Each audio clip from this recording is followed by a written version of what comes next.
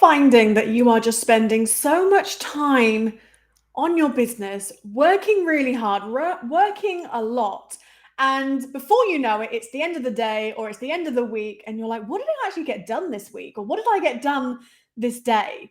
Or maybe you're struggling to wear all the hats that we need to, really. When it's just us in our business, we have so many hats to wear. And maybe you're just getting a bit bogged down and overwhelmed with how much you've got to do. So if this kind of sounds a bit like you, then this episode is definitely going to help you out. So today I'm going to be giving you 7 of my best time-saving tips to help you save at least an hour a day and really be able to work smarter and not harder. So you can at least get to the end of your week feeling more accomplished, feeling more productive, and knowing that you can really smarten things up and tighten things up so you can get more done in less time. So stick around for today's episode where I'm going to be giving you these tips and joining the conversation with me. And I hope you find this super useful. And in case we're meeting for the first time, welcome. My name is Jenny Stevens and I help coach and train home business entrepreneurs who are building online, really helping you to be able to get your business working in a way that is smart, that feels good, and that you can actually build your business around the lifestyle that you want. So I love helping people with systems and automation. And I also really help you with your mindset as well, and being able to clear out those limiting beliefs that are actually holding you back. And so I'm a qualified rapid transformational therapist as well as a marketing coach. And so I love to be able to help business owners make more sales and impact without the self-doubt.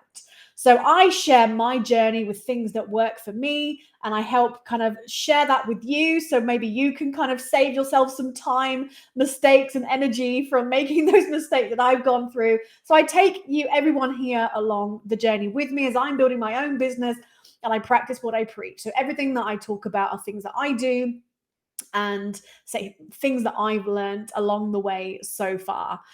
So let's dive into today's episode. So I'm going to be giving you 7 of my time-saving tips.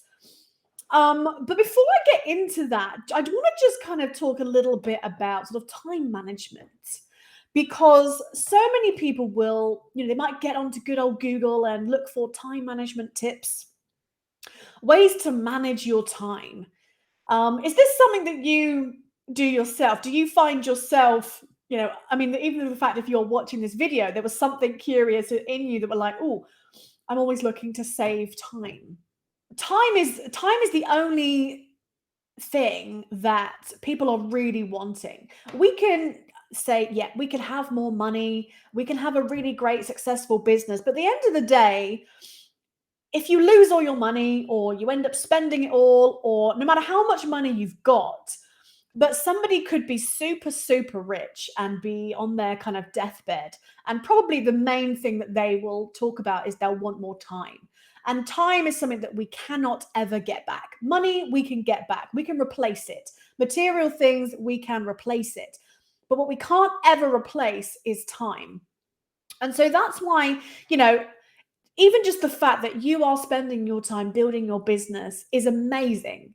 You've got so much more guts and determination than probably the majority of your friends put together, but there can often be, we end up then being so busy that we end up feeling like time is running away from us. So how can we sort of switch that up and change how we think about time management and actually look at it in a slightly different way? And then obviously I'm going to give you the actual actionable tips that you can take away today, and hopefully, like I say, be able to get some time back and really help you feel like you're getting more done in less time, because that's what it's really all about, isn't it? We want to be able to finish our day. Nobody wants to be working for 60, 70 hours a week. I refuse to. Sleep is too important to miss out on. I was such a moody mess the other day because I had was it yesterday? Or maybe the night before? I had a rubbish night's sleep. And it just affects everything, So some people are just go, go, go all the time, and it's actually quite damaging. So we've got to be very, I think, respectful of ourselves and make sure we take care of us as well. and really making sure that your day to day that you're doing in your business can be as smart as possible, so you can actually feel accomplished and get to the end of the week and go, yeah, that was a good week, or this was a really productive day, rather than what happens quite often is you're like, where the hell's this week gone? What have I actually got done today? And that's a kind of sign of maybe you're not quite tuned in to things as possible. All right. So let's get into so the first thing I want to talk about when it comes to time management is, like I say, we can't actually manage time. We can't say, okay, clock, can you just stop for 10 minutes? I need to go and have a wee. Can you just wait and then I'll come back and carry on? You can't say, oh, actually, I need a couple of extra days in this week, so let's just stop at Wednesday and pause, and then we'll catch up. Like, we cannot actually physically manage time. It's physically impossible. But what we can do instead, and this is why I just want you to make a bit of a shift in maybe your language or how you're thinking about managing time, is it's not about managing time. It's about task management. We can't control time, but what we can do is we can control how we spend our time. So the tasks that we are doing, the tasks that maybe you might even outsource later on, that, it's about task management rather than time management. And this was something I learned a few years ago, and it's really interesting to me. I was like, that makes total sense, because it's true. We can't manage time. And so many people are looking for how can they manage their time better, but it's not about making an hour better or worse. It's about what can you get done in that hour, or whatever the time frame is, that how do you fill that hour? Because you could do like 10 little things in an hour, or one task. Is one better than the other? No, it just depends on what you're doing. So it's all about task management. So that's kind of my first little sort of nugget for you today. If you do get any other kind of little nuggets and ahas, do just comment in #nugget and share any takeaways with me. It's always great to see kind of what you take away from, these videos that I do for you. Okay, so let's get into our 7 time-saving tips. So this is going to be how you can really manage your tasks in a way that hopefully you can get back. You can actually save a bit of time and feel more productive. So my favorite, I'm going to start with one of my favorites. And this is something that I don't always do, but it's definitely something that I'm working on my own sort of schedule and routine to look at how can I do more of this. But I wanted to start you with a really, really strong tip for you today. And that is to batch your work. So this is something that I absolutely love to do, is to batch what I'm doing. It's to club together that similar kind of task. And the reason why batching is so effective is because when you do one sort of task for a longer period of time, you get into like a flow with it. So think about maybe, and it's not to say that you are, but think about how you currently go about your task list, your to-do list. Do you go through it saying, right, okay, so I need to go and write a social media post. I'm going to go and do that, type, post. Okay, now I need to go and do some accounts, maybe do some budgety stuff. All right, actually, I need to go and do a story. I need to go and then maybe it's like, okay, I need to write an email. I need to go, and if you go about things kind of in that way, you are flitting between different things. Your concentration, it takes so long to get into a flow of, if it's writing or if it's doing videos or like designy things, whatever it is, it takes so long to kind of get into that particular task. And so if you are doing, let's say you're going to spend your morning and let's say you've got 3 or 4 things on your to-do list. if it's okay, one's here, one's here, one's here, one's here, it might take you 10, 15 minutes to get into that one task. So what is, let's say it's 3 hours, for example, so that's almost an hour potentially. I say, I don't know if there is an actual amount. I should probably research that. But whatever that time is, if there's certain tasks that take a bit of time. I keep knocking this microphone. I'm going to have to slightly move it. If you find yourself that it takes 5, 10 minutes or whatever to kind of really get into something, if you're repeating that with 4 different tasks, then, like I say, that's kind of anywhere from, 20 to 30 minutes that's kind of slightly wasted in a way. So by batching, then it's actually going to help you because you're just going to have that little warm up period once. But let's say now, rather than doing one, and I'll go into some examples in a sec, but if you can do one task for a sort of longer period of time that batches stuff together, let's say for your whole week, then you've only kind of got that little warm up time once. And then once you've got going, you'll actually get quicker, you'll get more effective, you'll be able to get more sort of cranked out, pumped out in less time than if you were to do that same task every single day of the week. Now, not every task can be batched. So I cannot batch Facebook Lives, unfortunately. But I am looking at ways in how can I batch other parts that I do for this show. I've talked about repurposing content. I'm actually thinking about doing a masterclass on kind of what I do, but I'm also I'm sort of looking at ways in how can I add a bit more batching to this show, because I do a lot of things every single week and I could very easily do certain things, maybe once for the whole month, for example. So what do you think are some things that you could batch? Like I say, obviously you can't for live videos because it's live, but there's lots of things that you can batch. So just share with me in the comments, what are some things that either you're currently doing where you're kind of lumping together one task for a longer period of time, or that you could do? And I'm going to give you some examples. Some things that I do like to batch is writing.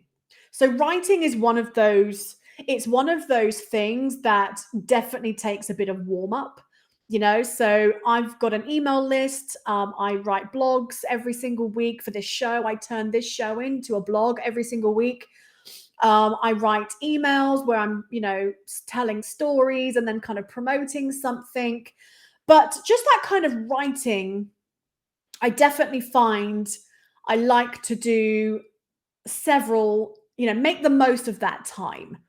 And there's going to be different times of the day and even days of the week where it might be more effective for you to do that writing. So if you're not feeling very creative in the morning, don't do it, force it in the morning. Do it when you've got some headspace. So Thursdays for me is a very clear day in terms of my energy and my headspace. I don't do any client work on Thursdays, like for a client that I do some freelance work for. And so I've got space, so I do this show. I then spend time writing and editing the videos and doing lots of kind of creative things because I've got headspace. I don't have any meetings or anything like that on a Thursday. You'll need to kind of look at your own, work day and week to look at when might certain tasks fit best with it. So certainly, like I say, writing, doing graphics. So if I'm creating Pinterest pins or blog graphics or anything kind of graphic-y, again, I like to kind of batch that together. Social media posts that kind of, sometimes they can come together. And that will lead me on into my second one in a second. Even creating videos. So, you guys, for those of you that have been following me for a while, you'll know, like, I don't wear makeup hardly ever. And I had to kind of get over the fact of, well, I'm not necessarily going to look my best, but I look all right. I've washed my hair today and my skin's pretty good. But if it if it meant that I had to put my makeup on every single time I did a video, I would procrastinate and not get it done. So I kind of got over the perfectionism in me and was like, it doesn't matter what I look like. But if I was creating videos for maybe my website or a course or something, then if I'm going to put on some makeup and do my hair, I don't want to do that every single day. So what I would do is, kind of get myself sort of dolled up a little bit and batch creating videos. You can change your top. So it doesn't necessarily look like you're doing the same, you're in the same clothes. So you can batch creating videos. So if I didn't do a Facebook Live every week, then I would absolutely batch create content. So I'm thinking of turning this into a podcast. And one of the things I will do is then batch create content for that. So I can do it in kind of a lump for a few weeks at a time. So batching, this is kind of a big topic, but batching just can really help you not only save time, but let's say the biggest reason it saves time is because you're getting into a flow. You get into a rhythm and you will then actually get quicker. So you'll reduce the time it takes to write an email or write a blog post or create a video or whatever, because you're getting into that flow. So I love batching. And like I say, I'm not doing it quite as much as I'd like to be at the moment. So because this is a live show, there's only so much I can do, but I'm certainly looking at ways that I can start to add more, even of this, repurposing all of the extra bits from this, how I can batch things a little bit more. So that was number one. I say it's a big one. So I know I kind of went in quite a lot of detail with it, but it's so helpful. And it really will help you so much to save some time throughout your week or even your month. Okay. So number two then, so kind of with batching is schedule as much, let's cut off the word time. Schedule as much as you can ahead of time. Oh, there it is. I see it's like scrolling. Okay. So schedule as much as you can up front. So especially social media, again, batch writing, creating posts and schedule it out.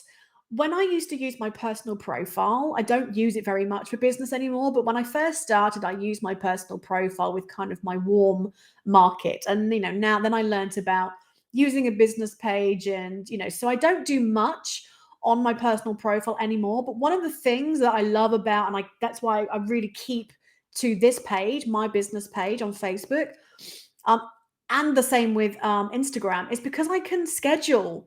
I don't want to be making posts every single day. Apart from some things like stories are good fun to do throughout the day, or if it's something that's kind of pressing. But I will schedule as much as possible ahead of time.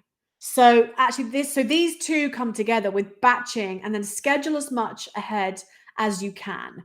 So say social media, definitely, and you can use tools to do things. You can use the native Facebook, inside of the business suite. You can schedule things in there for both Facebook and Instagram. Most business tools, say Facebook, Instagram, Pinterest, I don't think you can natively. I think you have to use a tool for it, third-party software. But whatever it is, schedule it as much as you can ahead of time. If you look at your productivity and look at, okay, well, you want to maybe have one day that you focus on creating posts, writing, doing your little images or things for Facebook, let's say, or whatever platform you like to use. Again, you don't be doing that every single day, but you might spend, a few hours or a couple of hours on a whatever day of the week you want to do that. But you could have the whole 2 weeks or even a month scheduled out, and then it's taken care of. You can then sort of take that pressure off, and then you might just tweak something every now and then, or add in something new if you are doing anything different, and maybe focus on stories instead for those kind of behind the scenes and shorter snippets. But your general posts that go onto your pages, schedule it out. Emails as well. If you batch creating emails for your email list, and if you haven't got an email list yet, then when you do, because it's certainly something that you absolutely want to think about doing, again, write 2 or 3 emails and schedule them out. I always send out a kind of reminder for this show, and I write it on Wednesday. Um, and I schedule it for 15 minutes before this show. Today I did it this morning because I ended up having a few meetings and stuff last night. But I usually do it the day before, but I could do that, days before. So schedule as much as you can ahead of time. And when you incorporate that with the batching, those two are going to be like your best friends. So batch, create stuff, schedule it out, and then you can then actually spend your time doing what you do best, helping your clients, actually doing your client calls, running your courses, helping your new team members to come on board. Whatever else, the stuff that you love to do that rather than just getting so bogged down in all the stuff that you're like. And this is something that I have really noticed. I was like, I'm just like, I'm running out of time. Like, when can I actually fit in having clients? So this is where I'm just going to start even outsourcing some stuff, because I'm like, actually, do you know what? I want to be able to work with more people than at the moment. I have to limit the amount of people I can work with because of, all the things that I've got to do. And so it can be a real balancing act, especially when it's just you on your own. It can be a real balancing act. So you've got to be really smart about what you're spending your time and how you're managing your tasks rather than your time. Okay. So those are kind of a couple of big ones. Now I'm going to give you a couple of really cool little, quick tips that you can do. So do not disturb. For those of you that have a Mac, an iMac or a MacBook, I don't know whether PCs do this. I don't know. I'm going to guess, but I don't know. But put on do not disturb, especially if you are an Apple lover like me. I've got an Apple Watch. I've got an iMac. I've got an iPhone. And if someone phones you, it goes everywhere, so I will always put my computer on do not disturb. Not only so it doesn't disturb me, it's just a distraction, but also, like I say, if I do a lot of sort of tutorials or screen sharing, so I don't want, emails or text. I mean, I've turned off text messaging on my computer. I don't want these things popping up when I'm sharing my screen, and it's just a huge, huge distraction, isn't it? So whatever you need to, and so this can be, especially on your computer, close down your email. So rather than just minimizing it, actually close it down. I find just even closing the app, it makes me not even want to check it. So even if I've got do not disturb on, if I've still got that open, it's so easy just to click on it and see, oh, have I got another email with, I'm kind of waiting for that, the emails that say you've got a lead, or you've made a commission, or you've got a new sale, or whatever it is. Just quit the app, quit it all together. So you haven't got that kind of subconscious little niggle in your head saying, go and check it, go and check it, go and check it. So put whatever you need to, your phone, your watch, your computer, whatever you need to, on do not disturb. And that will really help you to stay focused on what you're doing. And another one kind of similar to that is what I've started doing as well. And again, I've noticed this without even necessarily thinking about it, is leave your phone in another room. So I put my phone on, if my computer's on do not disturb, I can't remember if it goes through to my phone or not, if that then goes to do not disturb. But even just having my phone here on my little drawers next to my desk is a distraction. So I went through a phase of turning it upside down, at least. So I wasn't then getting that little ping of light when a notification comes up. But actually, I find it, so I've actually put my phone in the kitchen for doing this video. You don't even think about it. When you know it's not there, you think, oh, well, I can't be bothered to go into the next room and look at it. And it's like, what? There's not going to be anything that urgent. And actually, because I've got an Apple Watch, if my husband phones or something, it will ring on here. But I don't want to be distracted. I want it, especially if you are doing a something that really needs your concentration, do as much as you can. Get things on do not disturb. Put your phone in another room. You know, you don't need it. And that will really, really help, again, your brain to just stay focused on here. I think I actually saw a video where they did say that even just having your phone next to you, this whole, like, we are so addicted to our phones, don't we? Like, you just naturally want to pick it up, and it's so true. So especially when you're working, put your phone in another room, especially for calls, if you're having client calls or whatever. um, you don't need it. We did live in a world where we didn't have mobile phones, and we coped just fine. I say, if anything is urgent, you'll get to it. But do yourself a favor and just put it in another room, and that will really, really help you. Okay, so the next one then is, and I saw this yesterday when I was doing some research. I sort of had my main few, and I was like, I want to find some different ones as well, things that maybe people haven't thought about. And I really liked this one, so I wanted to bring it in. And it's limiting meetings and calls, but this not in the way necessarily with just reducing how many you do. But definitely if you do, if you do have quite a lot of client calls, or if you do a lot of discovery calls, or if you're doing meetings with a teams, or whatever you're doing, is really look at, is something really needed? Like, I don't do discovery calls.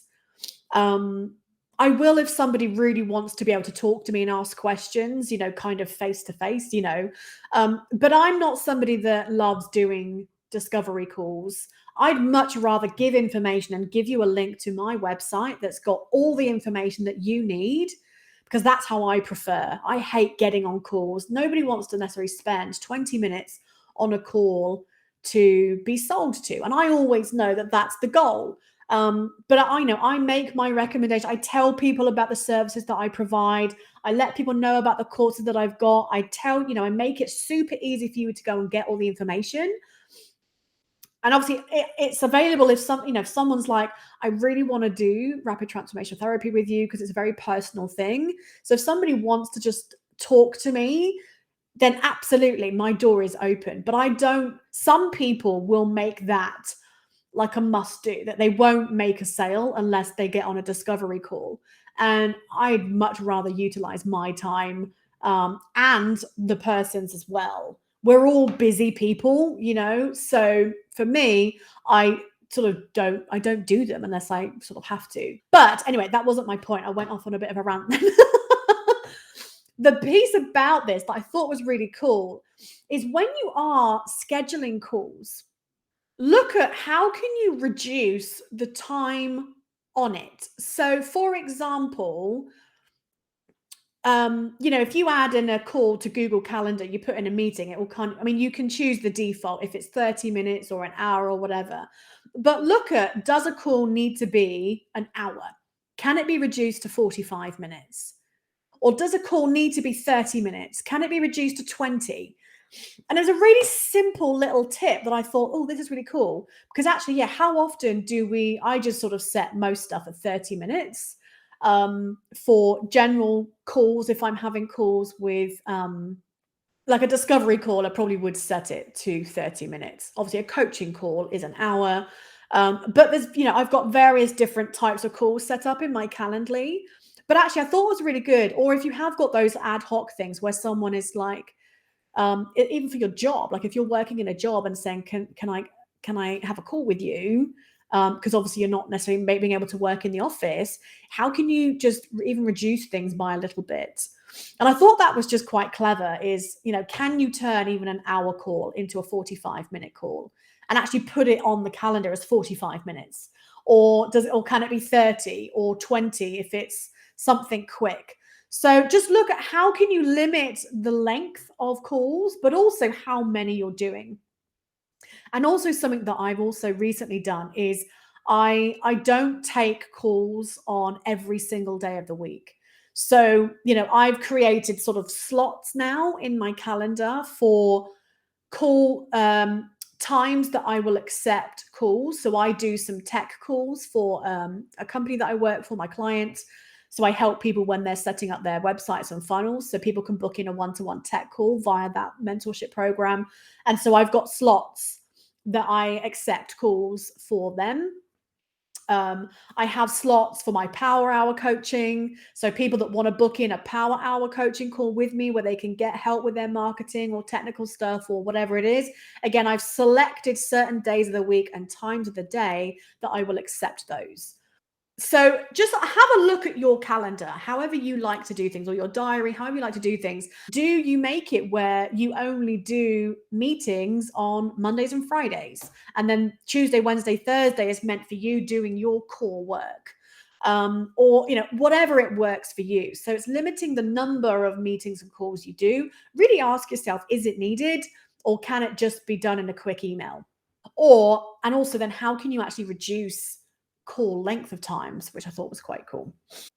Okay, the number 6 then is focus on IPA, and this isn't the beer. So one of the big things is focusing on income producing activities first.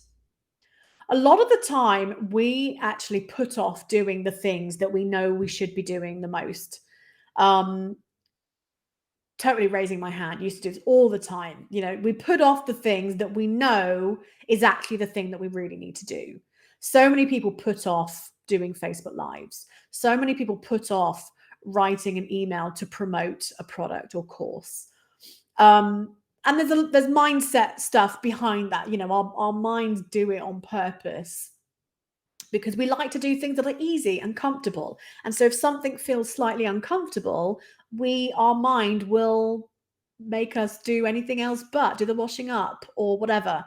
So a shift that I made a while ago, because it's really easy when you first start your day to sit down at your computer and think, okay, well, I could actually just clear through some of these couple of tasks really quickly, and it gets off your plate. But when you do that, you then can end up down a bit of a rabbit hole of then doing lots of little tasks. Whereas if instead you flip it and you do something that is going to be income producing first, do the thing that will make the biggest movement in your day first. Do something that, even if you did nothing else for the rest of the day, let's say if life happens, maybe your kid gets hurt and you've got to suddenly go and pick them up from school and you didn't do anything else for the rest of the day. If you focus on that big thing first, doing something that will help move your business forwards, something that's income producing, then you know that even if you didn't do anything else for the rest of the day, that you know that you've at least can make progress. And that was a really good shift. So now when I sit down, I do check my emails. I'll go through my emails and just clear, do the purge, getting rid of all the crap that I don't need, check if there is anything urgent. A lot of stuff I'll leave. And then I really try. It doesn't always happen, but it's definitely something that I'm making more of a habit now. Probably 8 times out of 10, I will do something that is my business focused, that is going to, like I say, it's something income producing. So what does income producing mean for you? Again, everyone's business is different. If you're a coach, if you're a freelancer, if you are a network marketer, if you are an affiliate marketer, like whatever your business is, whatever would be income producing. So for me, a lot of that would be either writing an email where I promote something to my email list, or it might be a Facebook Live. But it's something where I'm kind of making an offer, really. That to me is income producing. There's 3 main things that actually, no, I'm not gonna say that. I'm gonna leave that for another week. Gave you a little tease then. But there's 3 main areas that I think as long as you're doing those three, you're always going to make progress in your business. So I'll save that for another week. So yeah, everyone's income producing activity is going to be different, whether it's following up with somebody, whether it's, like I say, doing a social media post where you're making an offer to your whatever it is that you sell or you offer, something that is going to move the needle. Do that first. Do what is uncomfortable first. Do that big fish first. And then the rest of your day, you are going to feel so much more accomplished and you're going to feel so much prouder of yourself. And you're going to be like, yeah, great. I kind of ate the elephant, first. Then it means the rest of your day can just be all the other things. But that the first thing you prioritize, because that's what it's about. It's about priorities. So you made a decision and you choose to make your priority task the thing that you do first. And then everything else can be sort of secondary. Creating posts for Instagram or Facebook, it's like, yeah, it's great. But unless, just a nice little quote is not income producing. But writing something meaningful, sharing a story, sharing a testimonial from one of your customers or clients, and making an offer saying, hey, if you're interested, let's chat. Or here's a link where you can go and find some more information. That is going to move the needle than just getting some vanity metrics from likes and stuff like that. Okay. So, you've obviously got to be clear on what your income producing activities are, but do that first. And I bet you will feel so much more like you've achieved so much more by lunchtime, All right. Okay, so that's number 6. And then the last one is one of my faves, and that's automate. Automate those repetitive tasks. So, what things are you doing on a day-to-day basis that you might be able to create a bit of a system and a process that you can automate? So, I mean, even scheduling your social media posts, that's sort of some automation behind it. I'm using a tool called Smarter Queue where I have some posts that just go out on a bit of a cycle. Just some regular stuff, whether it's my blog posts. I think my blog posts just go out to a few different platforms on I'm not sure what the cycle is, but maybe once a week or something. It goes to various different places and it just kind of cycles through all of my blog posts. I've got loads of blog posts, so it just cycles through them. And I don't do that manually. I've set them up first and it just goes out on a cycle. But think about what you do in your business.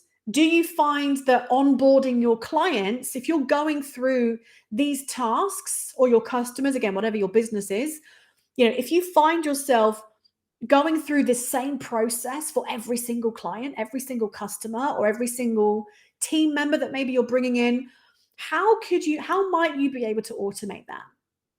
Because if you're doing something over and over again, unless it physically cannot be automated, like a Facebook Live, but even then you could kind of cheat and just do a video and post it. How might you be able to take some of that off your plate? So I have, this is why I love funnels and Facebook ads, because it means I can constantly be filling up my online ecosystem. Like I set a new ad that went out last week or just over a week ago that I'm monitoring, and I'm going to start tweaking things. I love ads because I can create something and it's going to my perfect audience, and then people can then start coming into my little ecosystem.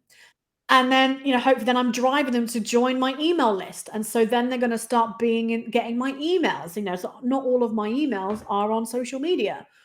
So people are going to come into this ecosystem. And this is what I love helping people with and teaching people, is creating that little ecosystem. So my lead generation, I like to automate the majority of it. Most of my leads come from my content. Like this show is one of my methods, but I get a lot of leads that just come from stuff that's out there already. That's why I love using content and utilizing blogs and YouTube and stuff like that. So I get leads just automatically.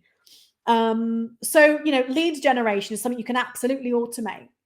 having welcoming new people. So when people join my email list, I've got a whole series of emails that introduces me to them, that says, hey, it's so nice to have you here. Here's a bit about me and what you can expect.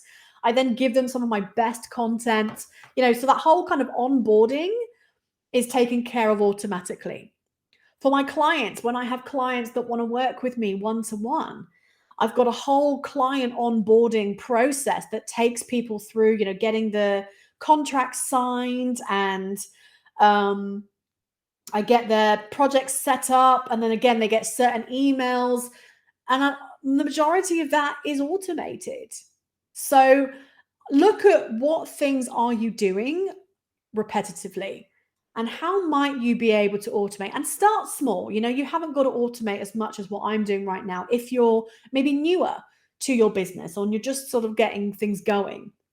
I did kind of make the slight mistake of trying to automate too much, probably too soon. But several years ago, I had a full-time job. So actually having that leverage and leveraging my time with some automation was one of those key things that enabled me to quit my job. So you've got to have that balance, but I kind of went a little bit too far the other end. And actually I forgot to do some of that more personal piece of actually talking to people. But it worked. I mean, I quit my job, 2 years after I started, and I generated thousands of leads and thousands of pounds worth of commissions. I was, promoting affiliate products then, that actually I then knew that I had enough skills, and I developed enough marketing skills and knowledge in me that I knew that when it was time, I was like, do you know what? I'm ready. I'm going to quit my job before I necessarily made the money that I wanted to. I knew that I had enough skills developed in me. But without that automation, I was getting burnt out. I was getting sick of constantly manually posting on Facebook, of being in Messenger all the time, messaging people. So if you are finding that you're just, so much of your time is being filled up with stuff that either you really don't love doing it, or you think, does this really need to be done manually? Just think about, could this be done in kind of an automated process? And there are so many tools out there. I've got a blog on my website, actually, on my blog, which goes through a load of tools that can help you. But maybe I'll do another episode on that a bit more. But if you want to be able to leverage your time a bit more, if you are getting a bit so full of doing all of these things, you want to actually leverage your time a bit more, I've got a great free video series for you that will just help you to see how you can create this ecosystem for you, and how you can actually automate some of your own, bringing in fresh, new interested leads, not just any old random Tom, Dick, or Harry, like interested prospects, interested people that that are actually going to be a potential customer for you. And actually how you can then even automate your follow-up and making offers to people. Then definitely grab my free video series. It's called How to Double Your Sales Without Doubling Your Workload. I'll put the link in the show notes. I forgot to mention, so every single week I put together show notes with summary of everything that I go through in this show and any resources. So I'll put the link to that. And it's a free video series. It's a 4-part video series that will get drip fed over to you the next few days. And it just goes through how you can leverage your time a bit more, actually start automating your own leads generation, how you can start building an email list and doing some other things like I've mentioned that I do, which will really just take some of that pressure off and help you to be able to grow your business to levels that, like I say, there's only so many people you can talk to manually in a day. There's only so many days, hours in a day. And so this kind of method that I show you can really help you to take things from kind of here to here. If you're watching this later on another platform, just look around this video and there should be a link to the show notes and potentially any resources as well. So go and just look around this video in the descriptions or wherever it might be on whichever platform you're on, and you will be able to see that for that when those are ready.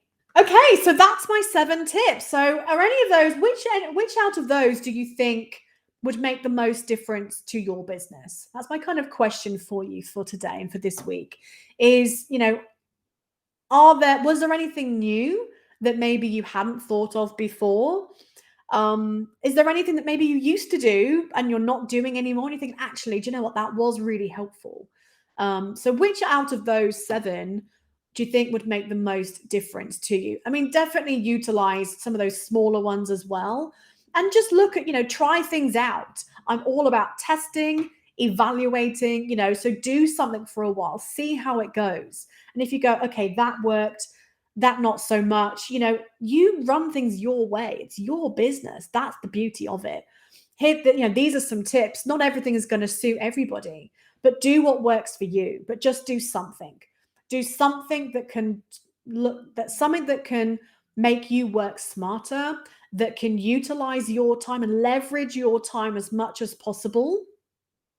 And like I say, really kind of tap into your own energy levels. And there's going to be certain times of the day and days of the week that you're more creative, that you are more is meant for admin stuff. So just start paying attention to that.